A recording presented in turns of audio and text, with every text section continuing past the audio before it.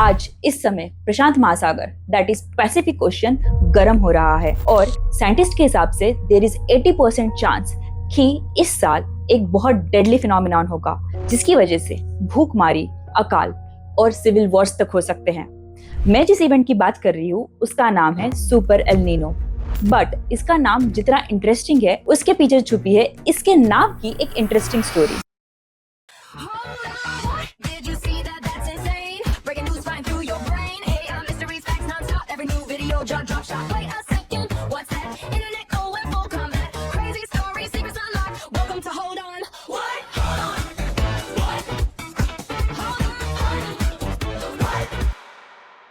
तो in reality में ये नाम दिया था पेरू और इक्वेडर के कुछ मछुआरों ने।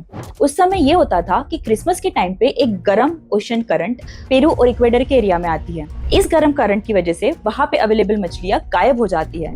इसका मतलब a holiday time for Peru and Ecuadorian fisherman. ये उनके लिए एक वक्त होता है अपने फैमिली के साथ टाइम स्पेंड करने का, अपनी नेट्स को ठीक करने का और एक रिलैक्सिंग टाइम एंजॉय करने का। बट 20वीं दशक में एक इनोसेंट नेम को एक डिजास्टर्स नेम दिया गया था और इसकी ओरिजिन होती है हमारे इंडिया में। 1877 से लेके 1896 तक एक डेडली फामाइन आया। ये इतना ज्यादा ग्रूसम था कि इसमें करोड़ों की तादाद में लोगों की मौत हुई। उस समय ब्रिटिशर ने एक साइंटिस्ट को हायर किया, उनका नाम था गिलबर्ट वॉकर। गिलबर्ट वॉकर पेशे से एक मैथमेटिशियन थे, ना कि मेट्रोलॉजिस्ट। तो उन्होंने 10 साल का डेटा जमा किया। इस डेटा को उन्होंने स्टडी किया और उनको पता चला कि पैसिफिक ओशन में उस टाइम पे एक सीसॉ बना हुआ है, एक एयर प्रेशर का सीसॉ। इस सीसॉ को उन्होंने नाम दिया सदर्न ऑसिलेशन। अभी ध्यान से सुनिएगा, एल नीनो का रियल नेम है एनसो, ENSO, और ये एसओ का सदर्न ऑसिलेशन गिलबर्ट वॉकर ने दिया हुआ नाम है। एक्चुअली गिलबर्ट वॉकर भी रिस्पॉन्सिबल है इस साइंटिस्ट के लिए, जो इंडिया के one of the best scientist माना जाते थे, दैट इज श्रीनिवास रामानुजन। इन्होंने इनके करियर को एक अलग ही काम दिया, पर जिस अकाल के बारे में मैंने अभी आपको बताया था, एक क्लाइमेट की वजह से नहीं बट एक पॉलिटिक्स की वजह से हुआ था और उसके लिए रिस्पॉन्सिबल था ये इंसान। तो एक्चुअली हिस्टोरियन माइक डेविस की बुक लेट विक्टोरियन हॉलोकॉस्ट में एक ऐसी चीज पता चली जिससे आपका दिल दहल जाएगा। 1976 से 1902 तक आने वाली अकाल इंडिया, ब्राजील और चाइना में काफी लोगों की जान ले चुकी थी। उस समय में विंस्टन चर्चिल ने एक आदेश निकाला कि पंजाब से जितना भी अनाज उगता है उस अनाज को एक्सपोर्ट कर दे ब्रिटेन के वॉर के लिए।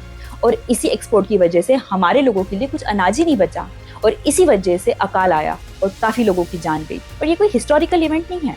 रिसेंट टाइम में भी जिस साल एल नीनो आता है उस साल 3% से 6% चांसेस बढ़ जाता है सिविल वॉर के। रीजन है फूड स्कैर्सिटी, बिकॉज मौसम इतना गर्म हो जाता है, खाना ही नहीं उगता और उस वजह से सिविल वॉर्स पड़ते हैं। पर जब हम बात कर रहे हैं फूड स्कैर्सिटी की, तो इस जानवर को देखिए, इसका नाम है गैलापागोस का मरीन इग्वाना। एक्चुअली इसका फूड है एल्गी। जब एल नीनो आता है उस समय पानी गर्म होने की वजह से एल्गी की डेथ हो जाती है, तो अब खाना कहाँ से मिलेगा? बाकी जानवर खाने की स्कैर्सिटी में दम तोड़ देते हैं। मरीन इग्वाना तो actually natural weight loss Olympic की तरह काम करता है। आपने सही सुना, ये अपनी हड्डियों को सुकोड़ देता है, अपने फैट रिजर्व को पूरी तरह से खत्म कर देता है। ये अपनी इसमें इतना ज्यादा सुकोड़ जाता है कि आपको पहचान में भी नहीं आएगा। बट 1996 में एक ऐसा फिनोमिनन हुआ था कि इसकी सुकोड़ने की ताकत से भी ज्यादा था। उस साल इतिहास का सबसे बड़ा एल नीनो आया और इस एल नीनो ने दुनिया की 16% कोरल को खत्म कर दिया। उस समय टेम्परेचर 1.5 डिग्री सेल्सियस से भी बढ़ा था और इस बार तो गॉडजिला एल नीनो आने वाला है। आप सोचिए इंडिया का क्या हाल होगा।